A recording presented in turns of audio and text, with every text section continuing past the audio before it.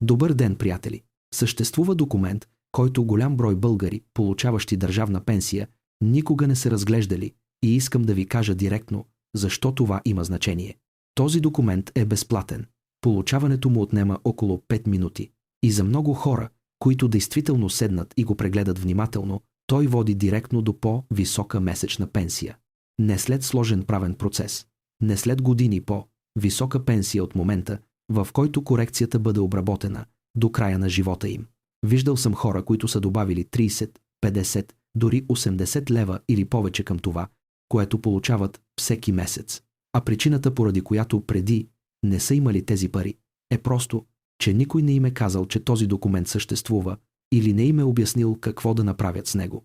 Ще ви обясня точно какво представлява, къде да го намерите безплатно и най-важното, какво конкретно да търсите в него. Защото простото получаване на документа не променя нищо. Важното е да знаете какво точно да проверите, след като го отворите. Затова е този видеоклип. Останете до края, защото конкретното нещо, което ще ви помоля да проверите частта, която наистина влияе на пенсията ви, е нещо, което почти никой не обяснява ясно. И веднъж, щом го разберете, то променя изцяло начина, по който гледате на държавната пенсия.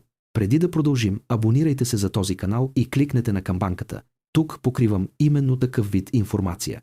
Прямолинейни и практични неща, които пряко влияят на това колко пари постъпват в сметката ви всеки месец. Абонатите не пропускат тези неща. Абонирайте се сега и да започваме. Какво е документът и къде да го намерите? Документът се нарича Извлечение от индивидуалния осигурителен регистър, пълната история на вашите осигурителни доходи и внесени осигурителни вноски, регистрирани в Националния осигурителен институт. Безплатен е. Можете да го получите по няколко начина. Най-лесният е чрез електронния портал на НОИ на адрес noi.bg, където след идентификация с квалифициран електронен подпис КЕП или чрез системата за електронна идентификация можете да видите и изтеглите пълен преглед на осигурителния си стаж и доходи. Алтернативно, можете лично да посетите най-близкото териториално поделение на НОИ и писмено да поискате извлечение от осигурителния си регистър. А онова, което намирате вътре, е нещо, което повечето хора никога в живота си не са виждали. Пълната история на вашите осигурителни доходи и вноски за пенсионно осигуряване всяка година, в която сте работили и сте внасяли вноски в системата, чак до първата ви работа. Защо този документ може да ви увеличи пенсията? Искам да обясня това ясно, защото именно тази част повечето хора не разбират. Националният осигурителен институт не изчислява вашата пенсия за осигурителен стаж и възраст въз основа на последните няколко години работа или на простото средно на доходите ви през целия живот. Българският пенсионен модел използва индивидуалния коефициент, изчисляван въз основа на всичките ви осигурителни доходи от 2000 година нататък или от момента, в който сте започнали да работите. Тези доходи се сравняват с средния осигурителен доход за страната за съответната година и получената средна стойност формира основата за изчисляване на пенсията. Всяка година с неправилно или изобщо нерегистриран доход дърпа коефициента ви надолу, което означава, че месечната ви пенсия е по-ниска, отколкото трябва да бъде. А данните в извлечението ви идват от декларациите, подавани от работодателите през цялата ви кариера. И понякога тези декларации съдържат грешки. Година, в която работодателят е посочил грешна сума. Година, в която регистрираният доход е значително по-нисък от реално спечеленото. Година, която се показва с нула, въпреки че знаете, че сте работили. Всяка такава грешка дърпа средния ви доход надолу, което означава, че месечната ви пенсия е по-ниска, отколкото трябва да бъде. НОИ не открива тези грешки вместо вас. Няма автоматична проверка, няма предупреждение, няма писмо, което да казва, че данните ви може да са неверни. Данните влизат в системата, пенсията се изчислява и ако не отворите извлечението си и не го сравните с личните си записи, тези грешки стоят там мълчаливо с години. Кой има най-голяма вероятност да открие нещо за коригиране? Хора, работили в малки фирми през 90-те и 2000-те години, когато обработката на заплати се водеше ръчно и грешките бяха много по-чести, отколкото са днес. Хора, които в даден момент са били самоосигуряващи се лица, свободни практикуващи, фрилансъри или са водили собствен бизнес, защото грешките в данъчните декларации понякога означават, че тези години не се появяват правилно в регистъра или се показват с по-нисък размер от реално спечеление и обложен доход. Хора, които са сменяли често работата си, защото всеки преход е бил нова възможност за грешни данни от нов работодател. Жени, сменили фамилното си име след брак или развод, без актуализиране на всички записи в НОИ, защото ако името в регистъра не съответства на подаденото от работодателя, тези осигурителни доходи може да останат нерегистрирани в системата. Хора, работили част от кариерата си в чужбина и не уредили периодите на осигуряване от тези държави, особено от страни членки на Европейския съюз, където съществуват споразумения за сумиране на осигурителни периоди. Годините с нула по-важни, отколкото мислите. Още едно нещо си заслужава проверка, което изненадва много хора.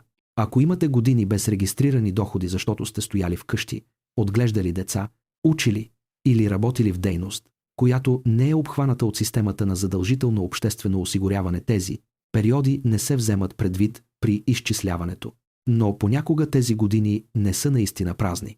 Понякога сте работили в този период и доходите просто не са били правилно регистрирани. Намирането на една истинска година доходи, регистрирана като нула, и нейното коригиране може да добави 20 до 60 лева месечно към пенсията ви. Намирането на 2 или 3 такива години може да добави значително повече. Конкретен пример. Един мъж, работил 3 години в малка строителна фирма в края на 90, проверил извлечението си преди пенсиониране и забелязал, че доходите за тези 3 години са регистрирани на около 55% от реално получаваното.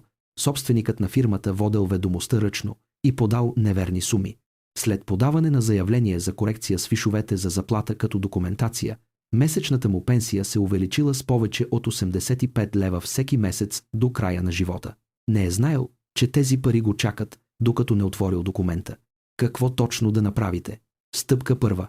Влезте в електронния портал на НОИ на адрес NOI.BG с квалифициран електронен подпис или чрез системата за сигурно електронно връчване и отворете извлечението от индивидуалния осигурителен регистър или лично посетете най-близкото териториално поделение на НОИ и поискайте извлечение от регистъра. Стъпка втора. Отворете извлечението и намерете раздела с историята на доходите. Ще видите списък с всяка година с посочения размер на осигурителния доход. Стъпка трета. Сравнете тези числа с личните си записи. Фишове за заплата, служебни бележки за доходи от работодатели, данъчни декларации, трудови договори, каквото и да сте запазили. Търсете години, в които регистрираната сума е по-ниска от реално спечеленото. Години, които се показват с нула, въпреки че знаете, че сте работили. Години, които напълно липсват от списъка. Вървете бавно. Годините с най-голямо значение са тези с по-високи доходи. Грешките в години с добра заработка имат по-голямо въздействие върху средния ви доход, отколкото грешките в години с ниски доходи. Стъпка четвърта. Ако открие нещо, което не съответства, подайте заявление за корекция на данните в осигурителния регистър в съответното териториално поделение на НОИ, заедно с документите, доказващи реалните доходи. Най-добрите доказателства са фишовете за заплата или служебните бележки от работодателя. Ако работодателят вече не съществува, можете да поискате данни от Националния архив или от Националната агенция за приходите, която съхранява данни за декларираните доходи, или от Инспекцията по труда, която съхранява регистрите на работниците и служителите. Едно нещо, което повечето хора не знаят.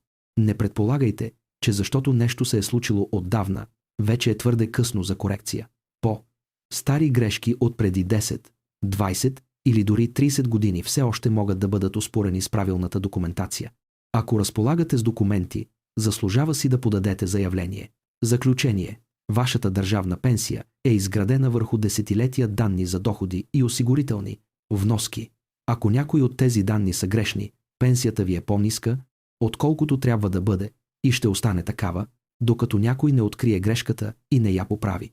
Документът, който ви позволява да проверите всичко, е безплатен и достъпен чрез електронния портал на НОИ или в съответното териториално поделение.